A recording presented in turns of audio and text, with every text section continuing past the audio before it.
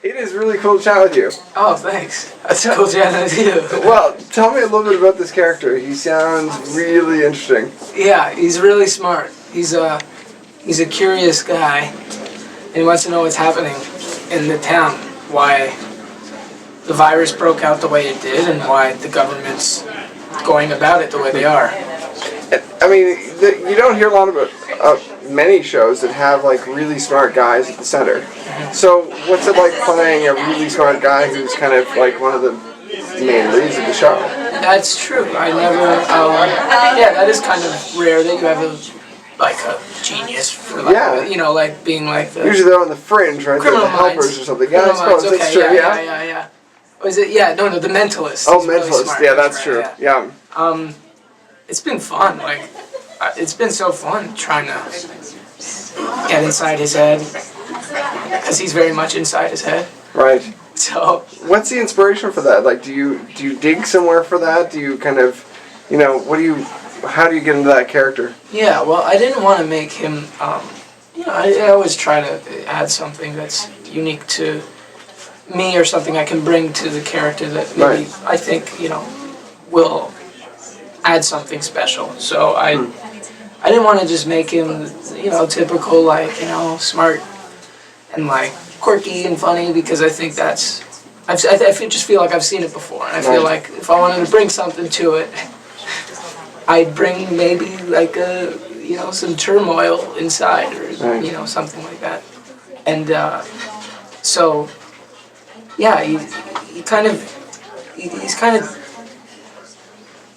full to me. He's a full character. I feel like I get him.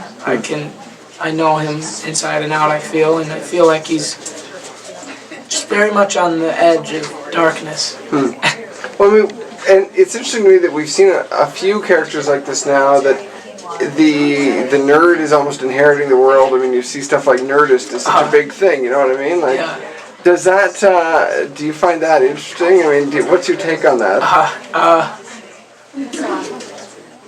Is it real? Is it legitimate? I mean, I think it is. I think you can't excel in university nowadays if you're not. Oh, well, no, that's not true.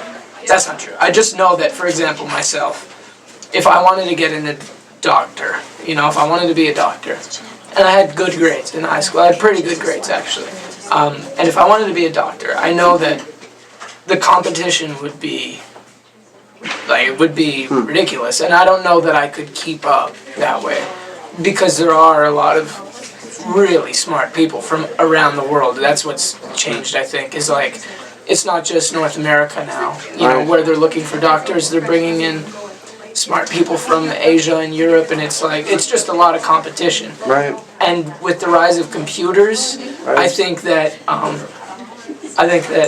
smart people are kind of inheriting the world a little bit. Yeah, geniuses are kind of taking over. So then, what's the role of a genius in a small town in between? I mean, how does he fit into this scheme, I guess? Right. So he's trying to find out. He's trying to find out what happened with the virus. Really, that's what he's trying to figure out. Is like where it came from, how it started, and he talks to his uncle, who's the town doctor, and tries to pick his brain for what he can know before he bites it, because he's over 22. And he's just, from the beginning, just constantly investigating. He's hacking in the computers a lot. Like, he's really good at that, which is really fun to do. And so, like, he's figuring out, like, he's getting behind the scenes with the government and, like, seeing their conversations and, like, kind of getting deep with that stuff. Yeah. He's a sleuth, basically. He's a sleuth, yeah. Awesome. Well, thank you very much. Thanks, man. Thanks.